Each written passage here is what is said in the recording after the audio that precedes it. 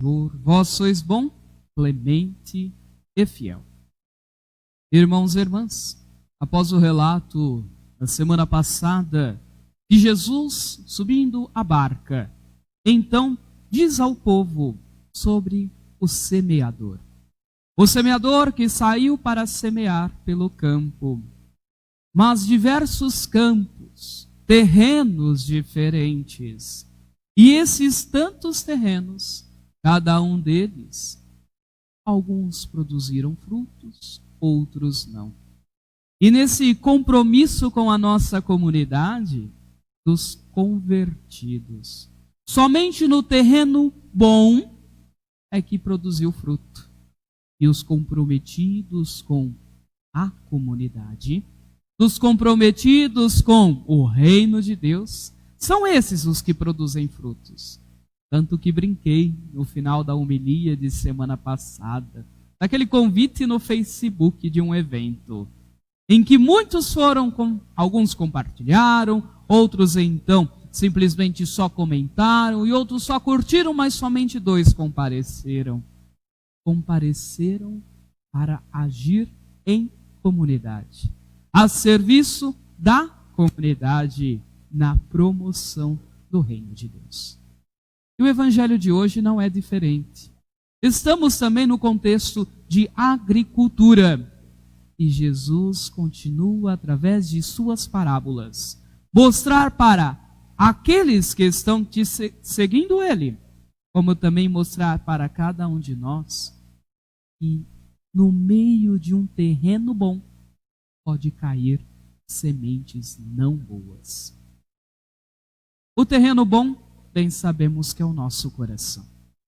O terreno bom, bem sabemos que também é as nossas comunidades, é as nossas igrejas, é o nosso ser igreja, é o nosso ser cristão. E no meio de todas essas situações, podem surgir situações boas e ruins.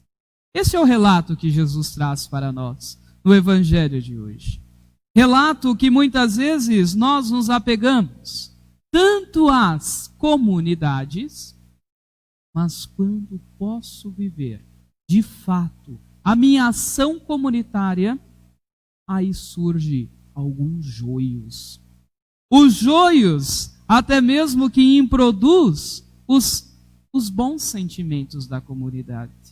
Os joios que impede simplesmente que a comunidade cresça. Pois preferimos muitas vezes ficarmos fechados em nossos feudos, em nossas portas, do que ir além elas, ir ao encontro daqueles e daquelas que também precisam ser sementes, semeados e fazer parte desse grande contexto. Mas, em meio a todas essas parábolas, em meio a todas essas metáforas, Jesus coloca para nós simplesmente que tanto Mateus, ao escrever o evangelho de hoje, como também as primeiras comunidades e também os padres da igreja, ao olharem esse texto, precisamos tomar cuidados. Cuidados. Pois quando então vamos ferir o joio, tomar cuidado para não ferir o trigo. E Jesus, ele é muito enfático no evangelho de hoje, em que ele diz: não tirai o joio ainda quanto semente, porque na lei da espiritualidade, o joio pode se transformar em trigo, mas também o trigo pode se transformar em joio, no meio da lei da espiritualidade, e não a lei natural. Bem sabemos, se eu plantar semente de abacate, vai dar abacate.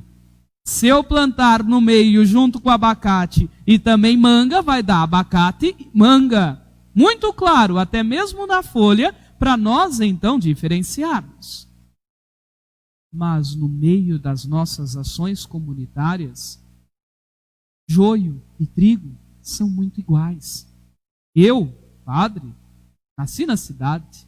Não sei diferenciar de fato o que é joio e o que é trigo. E olha lá se eu sei ainda o que é milho, soja e semente e girassol lá quando está crescendo, que é quase tudo igual. Para mim é.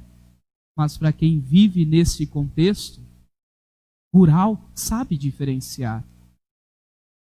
Mas na lei natural não se transforma. Mas na lei de Cristo, tudo aquilo que é ruim tem uma grande esperança de se transformar em bom. O evangelho de hoje é isso.